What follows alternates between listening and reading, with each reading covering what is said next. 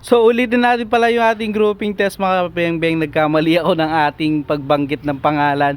Sir Boyet Patalyon pala. Nasabi ko Robert Patalyon mga kabeng-beng. So naano tayo dahil may nag-order sa atin Robert din. So Sir Boyet Patalyon, ito yung unit mo sir. Pasensya na, nasabi ko is Robert Patalyon. So Sir Boyet Patalyon ng Morong Rizal. Sir, ito yung unit mo again. So isang manlapat frame type po, no? Manlapat frame type, napaka-pogi.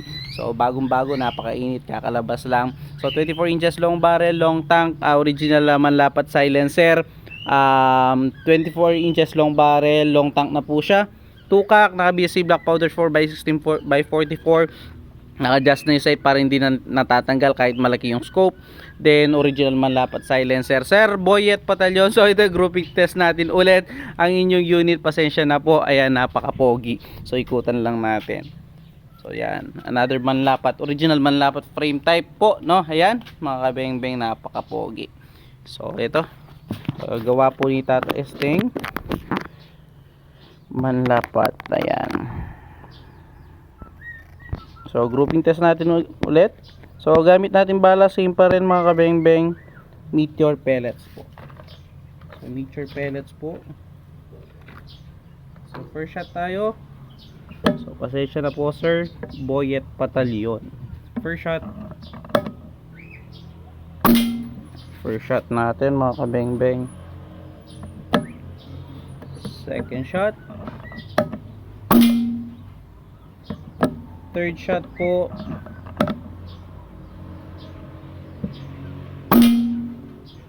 Fourth shot, pang-apat, pang-lima, pang-anim,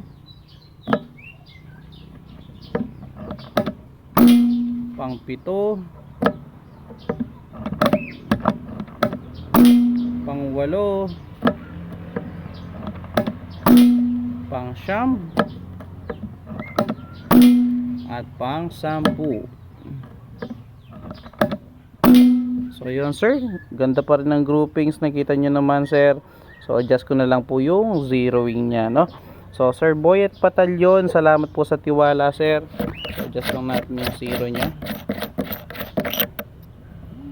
Adjust lang natin yung scope. Yan. So yan, apple natin yung zero sir.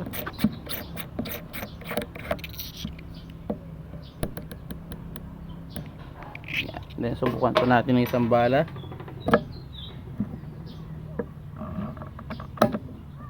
So yun, okay na po. So salamat sir, paintay na lang po ang inyong unit Sir Boyet Patalyon. So tara, tignan po natin yung ating mga naging groupings doon, no, para makita din nyo. So nakalimutan ko ipakita kanina. So ayan po, so ayan. So thank you, salamat po sa tiwala Sir Boyet Patalyon ng Morong Rizal. So yun mga beng-beng, peace out po.